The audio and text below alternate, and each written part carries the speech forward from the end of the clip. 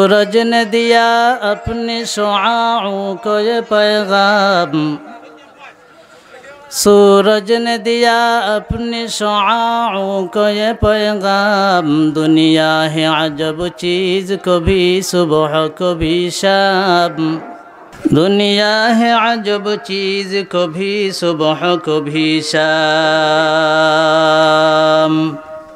रब्बुल आलमीन बोलतेছেন কুল ইন্নাল মাউতাল্লাযী তাফিররুনা মিনহু ফাইন্নাহু মুলাকীকুম।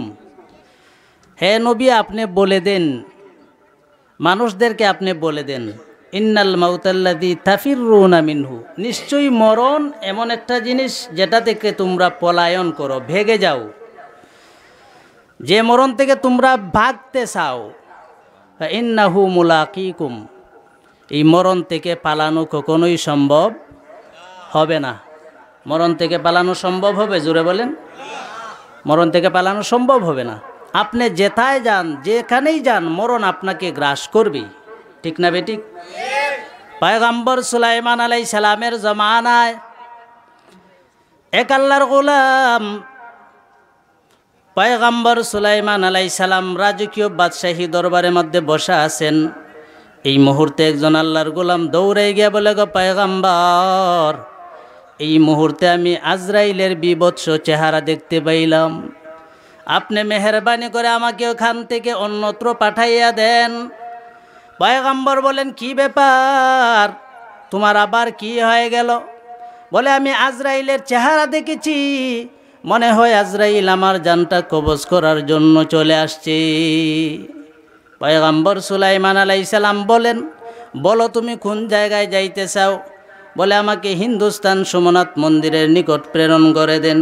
পয়গম্বর সুলাইমান আলাইহিস সালাম বাতাসকে আদেশ দিছেন, ওরে বাতাস, আল্লাহর ওই গোলামকে হিন্দুস্তান সোমনাথ মন্দিরের নিকট গিয়ে পৌঁছে দাও। বাতাসকে আদেশ দিতে দেরি হয়, বাতাস হিন্দুস্তান সোমনাথ মন্দিরের পর্যন্ত নিয়ে পৌঁছে দিতে দেরি করে নাই। সেই জায়গায় গিয়ে দেখে হিন্দুস্তান সোমনাথ মন্দিরে গিয়ে পৌঁছে গেছে। আজরাইল আলাইহিস সালাম ওই দিকে তার জান কবজ করার জন্য গেছে। গিয়ে দেখে আল্লাহর গোলাম হিন্দুস্তান সোমনাথ মন্দিরের নিকট পড়ে আছে। সাথে সাথে তার জানটা কবজ করে নিয়ে চলে গেল। কিছুদিন পর পয়গম্বর সুলাইমান আলাইহিস সালাম আজরাইলের সাথে সাক্ষাৎ। জিজ্ঞেস করলে, বলে, আজরাইল, কিছুদিন পূর্বে তুমি একজন মানুষকে বড় বড় চোখকে তাকাইছিলে কেন, ভয় দেখাইছিলে কেন? বলে, গো পয়গম্বর, আমাকে আল্লাহ রাব্বুল আলামিন ওই বান্দার জানটা কবজ করার জন্য আদেশ দিয়েছেন। আবার ওই বান্দার জানটা কবজ হবে হিন্দুস্তান সোমনাথ মন্দিরের পাশে। আমি আপনার দরবার দিয়ে যাইতেছিলাম, দেখতে পাইলাম ওই আল্লাহর গোলাম আপনার দরবারের মধ্যে উপস্থিত হয়ে আছে। আমি আজরাইল টেনশনে পড়ে গেলাম, চিন্তায় পড়ে গেলাম। তার সামান্য মুহূর্ত রয়ে গেছে, মাত্র কয়েক মিনিট তার কবজ করার সময়, অথচ হিন্দুস্তান সোমনাথ মন্দিরের নিকট রুটিন হইল তার জানটা কবজ করার কথা। হিন্দুস্তান সোমনাথ মন্দির আপনার দরবার থেকে হাজার হাজার মাইল দূরে উপস্থিত হিন্দুস্তান, কিন্তু এই বান্দা যে আপনার দরবারে পড়ে আছে, কয়েক মিনিটের ভিতরে তার জান কবজ করার কথা। এই সময়ের ভিতরে সে হিন্দুস্তান পৌঁছবে কেমনে? এই চিন্তায় আমি পেরেশান হয়ে গিয়েছিলাম। আর তার দিকে আমি বড় বড় চোখ তুলে তাকাইছিলাম। কিন্তু আল্লাহর লক্ষ লক্ষ শুকরিয়া, আমি যখন হিন্দুস্তান মন্দিরের মধ্যে পৌঁছে গেলাম, গিয়ে দেখি আল্লাহর এই গোলাম আমি আজরাইল ওইখানে পৌঁছার পূর্বেই সে পৌঁছে গেছে। মৌত কাসিন কুল্লু নাসিন সারিবু কবর বাইতিন কুল্লু নাসিন দাখিলো। মরণ থেকে বাঁচা যাবে? জোরে বলেন, মরণ থেকে বাঁচা যাবে?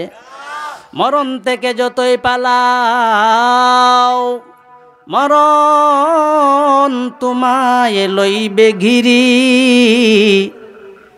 যদিও সুদূর আকাশ পথে লুকাও, সেথায় লাগিয়ে সিঁড়ি। যেথায় যাও মরণ আপনাকে গ্রাস করবেই। না বাঁচা যাবে মরণ থেকে? বাঁচা যাবে না। ওই আল্লাহর বান্দার রূহটা কবজ করিয়া আজরাইল চলে গেছে। হাদিসের মধ্যে আছে, ইদা কাদাল্লাহু লিআবদিন আন ইয়ামুতা বিআরদিন জাআলাল্লাহু লাহু ইলাইহা হাজাতান। আল্লাহ রসুল বলেন, যে ব্যক্তির যে জায়গায় মরণ হবে আল্লাহ রাব্বুল আলামিন ওই ব্যক্তির একটা প্রয়োজন তৈরি করে দেয় ওই জায়গায় যাওয়ার জন্য। এরকম মানুষ অনেক আছে না, সিলেটে গেছে মারা গেছে, আছে না? উনি সিলেট গিয়ে মারা গেলেন কেন? বাড়িতে তো মারা যাইতে পারতেন। ওনার আজলের মধ্যে লেখা আছে, আল্লাহ লিখে দিয়েছেন তার মরণটা হবে সিলেট। বুঝতে পারছেন না? আমাদের এইখানে এক মুরব্বী ওনার বিয়ের বাড়িতে গেছেন বেড়াতে, মেয়ের জামাইয়ের বাড়িতে বেড়াতে গেছে, ওইখানে গিয়ে মারা গেছে। তখন আমার এই হাদিসটা মনে পড়লো। আজকে ওনার যেদিন উনি মারা যাবেন ওই দিন উনি ওনার বিয়ের বাড়িতে যাবেন কেন? একদিন আগেও তো যাইতে পারতেন, ঠিক না? কিন্তু ওই দিন গেলেন কেন?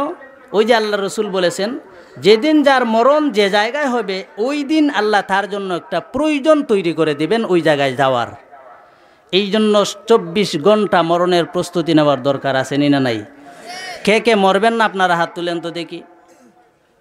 আপনারা মরবেন না? মরবেন কারা কারা হাত তুলেন? সবাই মরবেন ইনশাল্লাহ?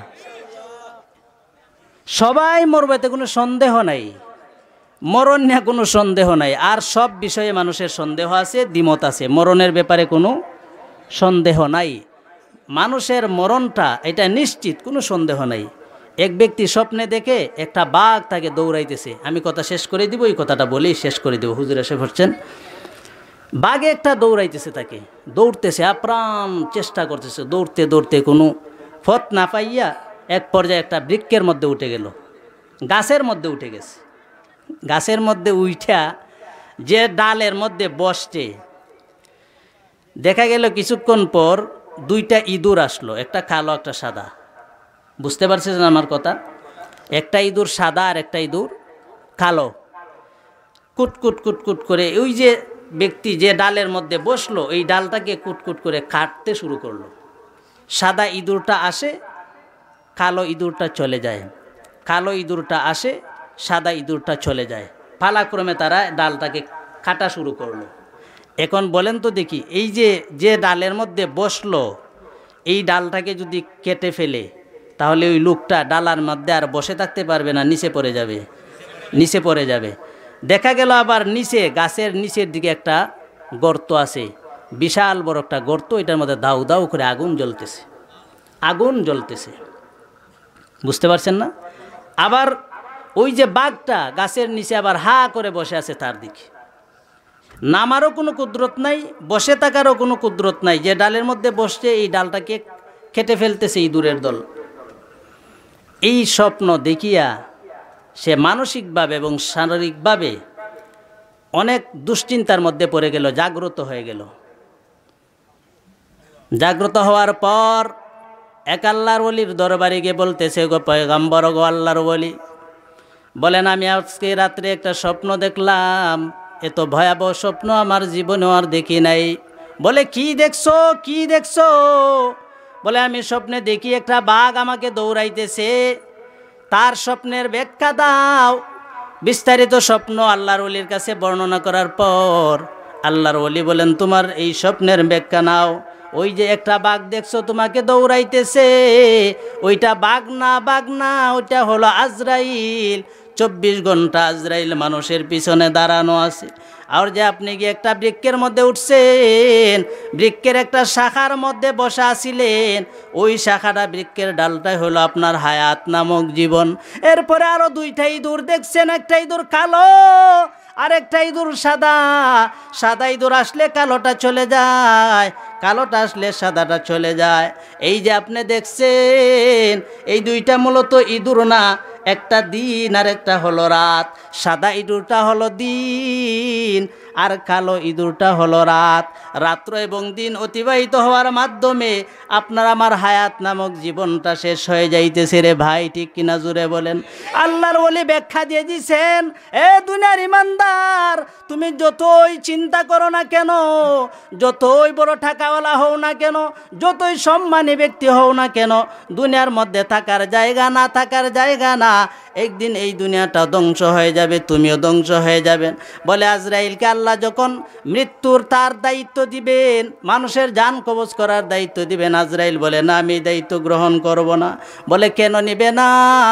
বলে ও আল্লাহ, মানুষের জান করা এটা তো ভালো কাজ না। মার সম্মুখে সন্তানের লাশ, স্বামীর সম্মুখে স্ত্রীর লাশ, স্ত্রীর সম্মুখে স্বামীর লাশ, এরকম যদি আমি মানুষের জান কবজ করতে থাকি, দুনিয়ার সমস্ত মানুষ আমি আজরাইলকে অভিশাপ দিতে থাকবে। এই দায়িত্বটা আমাকে দিবেন না, এটা আমি নিতে পারবো না। আল্লাহ রাব্বুল আলামিন বলেন, ও আজরাইল তুমি চিন্তা করিও না, টেনশন করিও না, তোমাকে কোনো মানুষ দুষতে পারবে না, কোনো মানুষ তোমাকে দোষী সাব্যস্ত করতে পারবে না। এই ব্যবস্থা আমি আল্লাহ নিজে করব। বলে কেমনে করবেন?